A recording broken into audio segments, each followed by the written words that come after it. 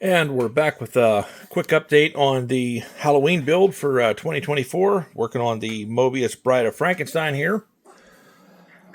You saw in a previous video, we have the base already finished up. I did get the shelves put in, and I started working on all the glassware. And I'm not sure if I'm going to use it or not. I don't really like the seams in it. But I think I'm probably going to have to end up use it because I was looking online to order some like little glasswares and bottles and stuff for doll houses. And we're looking at probably a couple of weeks to get in. Now, some of them I did paint with like Tamiya clears. We got the Tamiya red and the clear red, the clear yellow, clear orange, got clear green, smoke. So I'm probably gonna have to use those for right now. We got the bride. We got her body here. I used a mix of titanium white with a couple of drops of vintage white, and that's what I come up with for the color.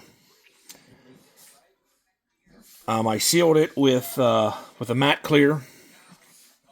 The arms, I went ahead and used black primer as a base. Went over it with titanium white, just dry brush. And then I took, after the titanium white, I sealed it with a matte clear. Then I took some titanium white with just a skosh of the vintage white and dry brushed and got a little bit of highlights on over the titanium white. Then sealed it, and then I went over it in a couple areas with just a little bit more of the titanium white, and then cleared it. I think it looks okay. I'm not 100% satisfied with it. I don't know what else I could do with it. I think it looks okay for now. We'll see. I'm kind of running out of time here. I want to have this done by Halloween. Then Frank, we got his shoes. I'm not sure if I mentioned this in an earlier video, but black primer. Then I used a burnt umber. Is that what I used? Yeah, I used burnt umber, and then I used the soft black on the soles, and then I actually used a semi-gloss clear on the shoes. The body,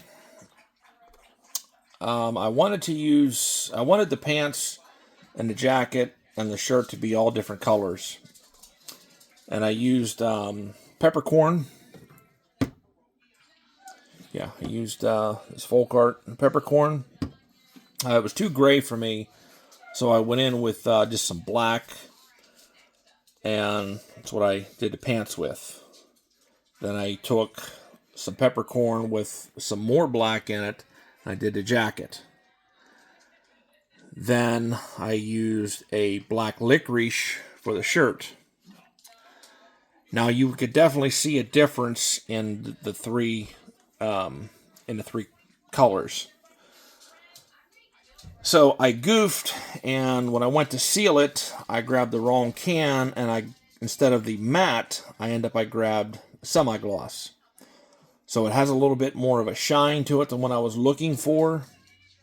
So I did try. You can see there's a little bit of, it looks shiny, but it's kind of worn. I did go over with some chalk, a little bit like on like the tops of the pants, and I might go over like in a couple areas, maybe a little bit more up on the top of the shoulders, maybe a little bit on the arms, some areas. Just kind of make it look worn. I don't know. I want to try to dull it down. I guess I probably could have, just go ahead and just spray it with the matte. But I can kind of tell a subtle difference, but on camera here, it just looks like it's all the same color, and that's not what I wanted to achieve, but that's kind of where we're at. So probably, if anything, I'm just going to try and just knock the shine off of it with the matte. We have our 2 Boston Terrier puppies over there are having a little bit of a Royal Rumble. I ordered some paint for the hands and the arms, and I'm waiting for them. They're supposed to come in today. So I went ahead and just kind of waiting. So I did a little bit of work on the hands. Went over it with a like a navy blue to highlight like the veins in the arms. Shaded in with the with a ultrafine black Sharpie, the wound on a hand. And then we got Frank. He got a gash in his head. And you can see there's a lot of seam work, and I still have a little bit more seam work to do here.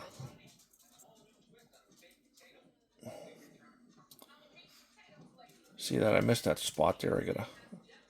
I gotta sand out a little bit. And then the bride, we got her a little bit of highlighted the wound there on her cheek. And I did try a color that I had here. I tried to mix up a color to see flesh tone, and it's not what I was wanting. So that's what you kind of see a little bit there. I got to do some more cleanup to get that off. But I got the seam. You can see there's a little bit of filler there. I had to use because it just didn't fit right. The top of the head, the seam was pretty good, and you can still see a little bit of the seam there. I'm hoping once I get some primer on it, it won't be as noticeable. But there's been a lot of work on the heads so far, trying to get the seams because they didn't fit very well, and there was a lot of sanding, trying to fit them together, a lot of filler work, putty and stuff, and but I mean overall, I'm having fun with it. It's a nice kit. Just unfortunately, a lot of the seams weren't as nice as others had said. I actually dropped the bride, and I cracked, and I busted the seam open on her side and had to completely redo that. I guess I didn't have it glued very, very well for it to actually split at the seam again, but I had to redo that. So, but that's where we're at on the Halloween build. So hopefully I get my paint today, and I can get the hands and the heads and the faces at least. Get those painted. I did get my decals in for the eyes. These are some Archer decals. So I got the eyes because I am not going to try and paint the eyeballs. Cheat a little bit there with the decals. But my goal is to have it done by Halloween. So the next time you'll see it, it will be the final video. Alright guys, that's all I got for now. The next time, we'll talk to you later.